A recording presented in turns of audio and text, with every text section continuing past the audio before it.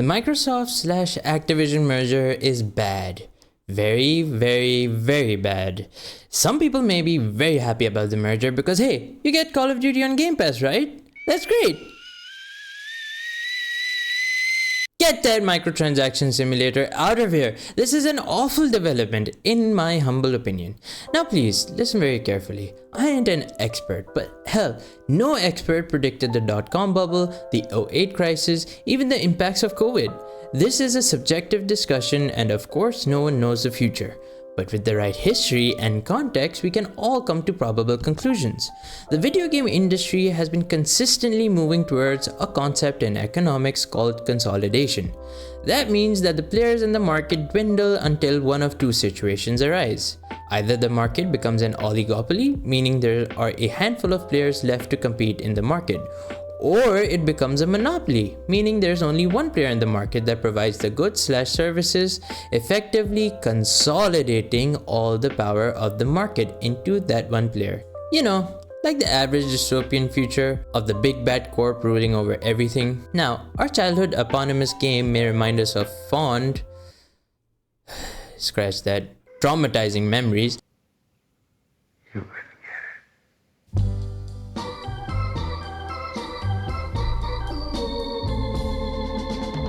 But monopolies in real life are just as terrible. So terrible, in fact, that the golden era of capitalism did everything it could to protect society from ever experiencing it in the Sherman Antitrust and Federal Trade Commission Acts. Fat change the Federal Trade Commission is doing right now, huh? Thus, we do have proper systems in place to combat potential monopolies, but what about other oligopolies? Again, an oligopoly is basically the same thing as a monopoly, but rather than one company controlling everything in the market, it's divided between a handful. And the theory behind the oligopoly is that, well, when you have 5 competitors, they'll just stop competing, take a look around themselves, and get in bed with each other so they can screw us all. From the people they buy stuff from, to the employees, till the end consumer.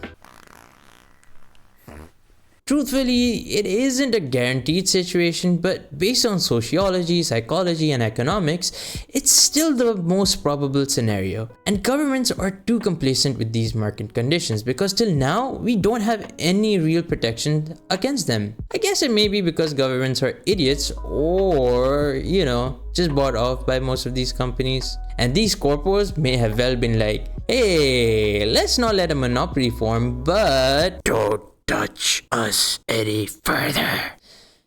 Conspiracy theories aside, oligopolies are not good, at least on paper. Yes, they have some benefits and some oligopolistic markets perform well, but here are some markets that we should consider. Big tech. You have heard the controversies of many of the big tech companies.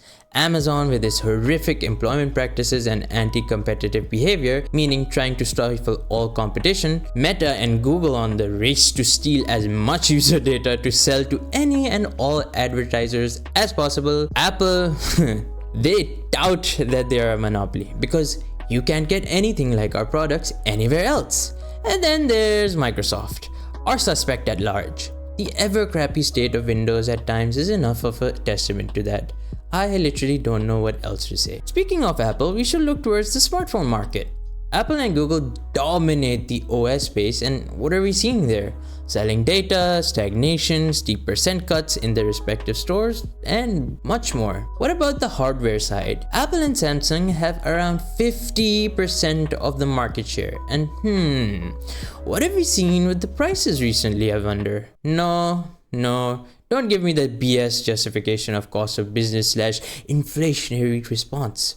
First of all, the bigger your company, the larger the economies of scale, and the cheaper you can make your products, thus increasing your margins. But okay, if you say price increases are inevitable because of the capitalistic market that we live in, then may I point you to the homogeneity of smartphones and matching trends. For all phones now, remove the headphone jack, so we need to buy the damned AirPods. Remove removable storage so we can buy premium storage options in phones. Bloody hell, they removed the damn charger in the box, so now we gotta buy a $50 brick online when they used to come in the box for free. And everyone's moving to that solid rectangular slab of glass design with mostly the same features. We are consistently okay with anti-consumer behavior because there's nothing we can really do. Apple and Samsung slows down our phones. Well, I guess we'll let the courts handle that because I still need a bloody phone, don't I? And by the way, companies are consistently dropping out like HTC and LG and maybe Sony and Asus in the future too, which will further consolidate the market. One gaming related oligopoly / monopoly that we are recently coming out of is Intel and Nvidia. Both of these companies have been caught in cartel pricing, stifling innovation, anti-competitive and scummy behavior, and much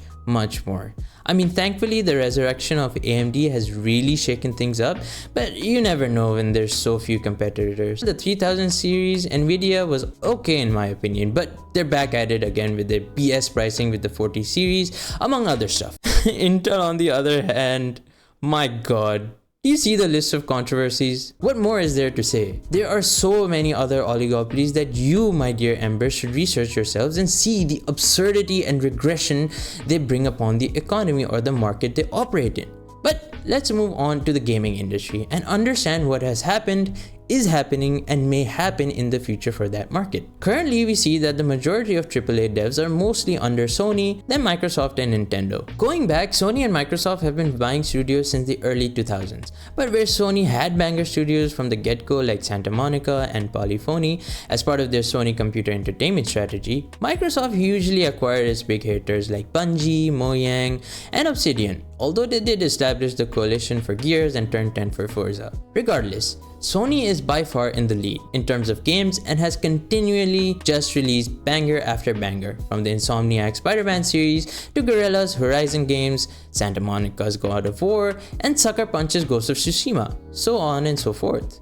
On the other hand, as admitted by Phil Spencer himself, Microsoft knows it fell short in this respect and, in his words, lost the worst console generation to ever lose. It's just not true that if we go off and build great games, all of a sudden you're going to see console share shift in some dramatic way. We lost the worst generation to lose in the Xbox One generation, where everybody built their digital library of games.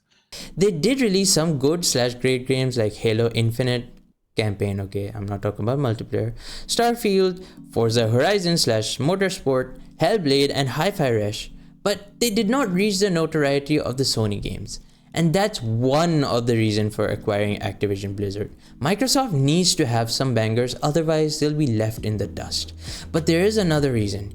Game Pass. In my opinion, the British CMA was on point as to why they worried about this acquisition. See, the thing is, even if Microsoft gets caught and all those games under its belt, it's still far behind the success of Sony. It will take at least a generation or two to catch up, as again agreed by Phil. But the thing is, Game Pass subscribers are almost double that of PlayStation Plus, Tier 2 and Tier 3, which allow games as a service, mind you, according to the shoddy data that is available to the public. Microsoft knows that this is the only lead they have, and they are going to press that advantage any way they can, and inevitably will. I believe I have given sufficient context for the statements I'm about to make, and trust me, this is very possible, especially given that big companies are looking for continual and infinite growth. Ever wonder why Game Pass was so cheap at first, but now Microsoft keeps raising prices? Yeah, they know that gamers are slowly shifting from game ownership to game subscription, and once that dependency solidifies enough for Microsoft's risk appetite, they are going to price gouge as much as they can. And guess who else is price gouging? Yep,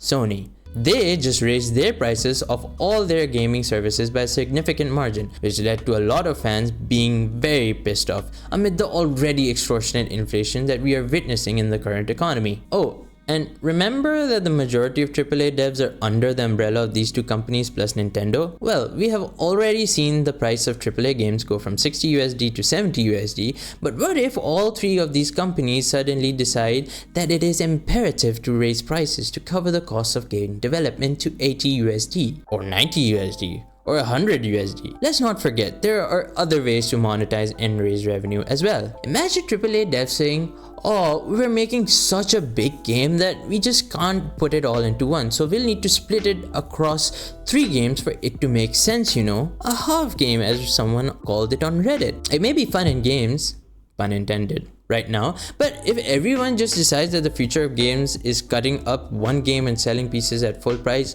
or pricing their games at 90 USD, well, there won't be jack we can do, will there? By the way, Xbox Live Gold /PS Plus /Switch Online, god damn, there's so many services, is also a consistent revenue tactic. Why is online gaming free on PC but all console games need these services to play online, huh? On top of that, Sony is now heavily investing into live service games in the future, according to their summer announcements. They acquired Bungie for this very reason and are reportedly launching 10 new live service games in their next phase of launches. On the other hand, Microsoft acquired the bloody damn king of microtransactions. Literal kings of nickel and diming their players in COD, Diablo, Overwatch, and Candy Crush. Oh god, live service.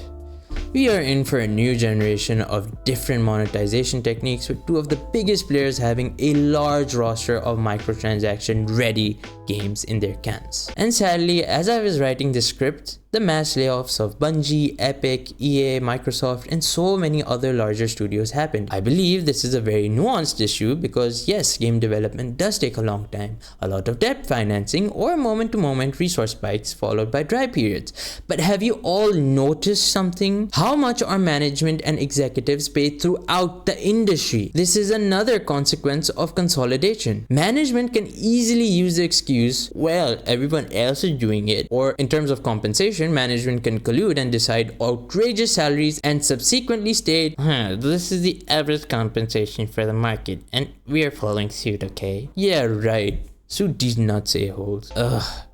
So yeah, from the information and context I gave, in my opinion, this is the direction we are headed to, and it greatly worries me. But hey, what are all of your opinions? What do you think will happen to the future of gaming given the consolidation that is happening? I for one heavily believe in the indie game. Indie games and indie devs might be our only saviors